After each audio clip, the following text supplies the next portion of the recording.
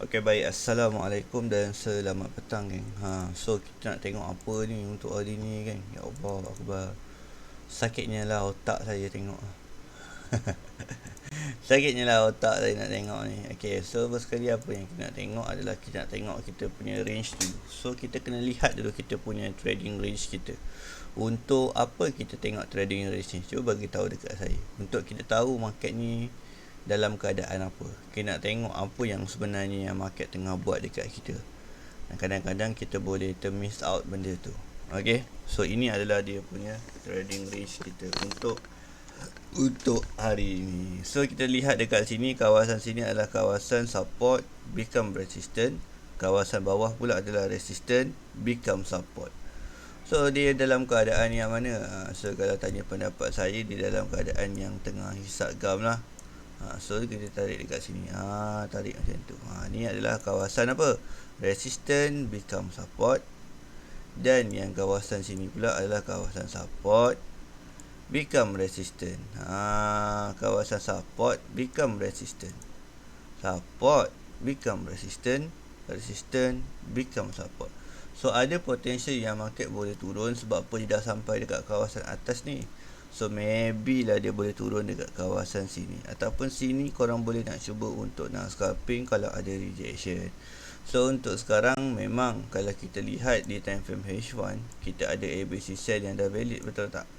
Kita ada ABC sell yang dah valid. So memang orang kata kita lebih cenderung untuk mencari sell, betul? Betul? Saya tak tipu lah untuk kita nak mencari entry sell. Cuma kena ingat sahaja. So bila market ni berhenti disebabkan sesuatu benda, dan korang perlu alert benda ni. Korang perlu alert dekat sini. Dia bukan saja-saja dia berhenti. Market ni berhenti, berehat, ataupun market ni berhenti sebab dah sampai kepada destinasi dia. So untuk sekarang kalau kita buka dekat time frame H4 ni dia dah sampai dekat tempat kawasan yang pernah kena break dengan market sebelum ni. Jadi dia berhenti, berehat, clearkan order-order buyer yang ada dekat situ, dan berkemungkinan market ni akan sambung membuat penurunan sehingga dekat bawah ni lah. So saya target dia boleh pergi dekat kawasan sini. So next adalah 86.103. Tapi dengan syarat kawasan yang bawah ni dia perlu break dulu. Dan kalau dia break dulu, dan insya-Allah dia boleh turun lebih jauh lah. So untuk sekarang ni kalau kita nak masuk entry, kita cuma ada dua pilihan. Sama ada scalping untuk buy dekat kawasan biru, ataupun korang boleh cari re-entry sell dekat kawasan pink korang ni.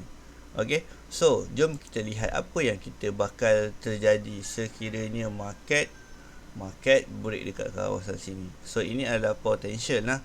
Potential bukan confirmation. Potential untuk market ni nak buat apa seterusnya. So sini adalah kawasan support. So yang mana yang dia kena berhenti adalah dekat kawasan TP kita yang kedua. So ini adalah kawasan resistant. So dia boleh buat kenaikan sehingga dekat sini dulu. Dia boleh pull back balik dekat area 100 kita sebelum dia nak membuat penurunan seterusnya lah. So bagi saya, yang penting adalah korang dapatkan korang punya trading range satu ni dengan dua ni dulu. Dapatkan nombor satu dengan nombor dua ni dulu. Untuk apa? Korang nak lihat apa pergerakan yang market tengah buat. Kalau kita melihat sekarang ni market dalam keadaan yang sideways.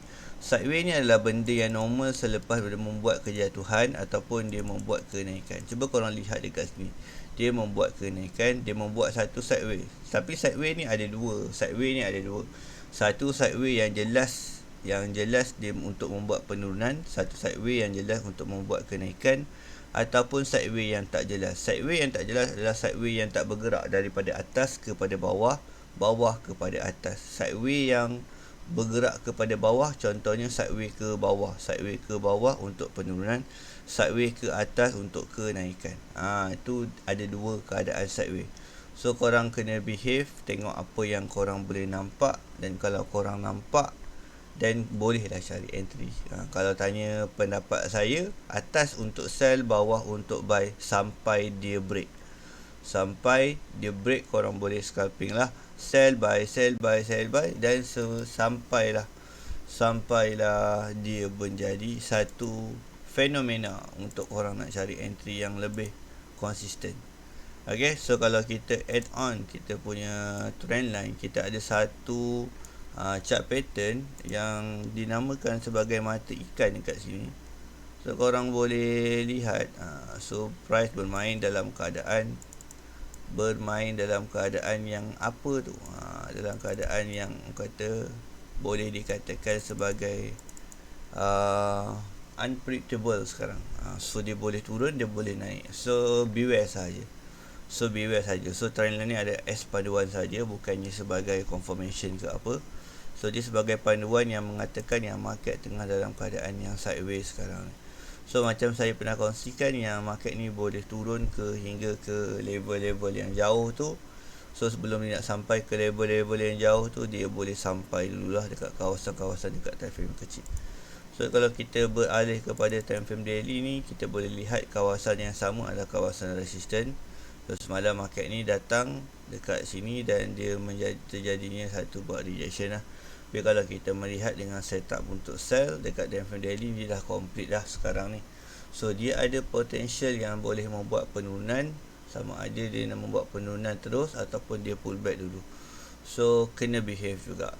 So kita tengok dekat kawasan bawah ni adalah kawasan kita punya TP untuk daily jugalah. So kita lebih kurang dalam 300 pip. So next dia boleh pergi dekat kawasan sini, resistance become support yang pernah terjadinya sideways yang besar. InsyaAllah kalau ada satu movement yang besar, dia boleh turun lah. So untuk hari ni ada news, so kena behave lah. Okay, so itu saja untuk petang ni geng. So assalamualaikum dan selamat petang.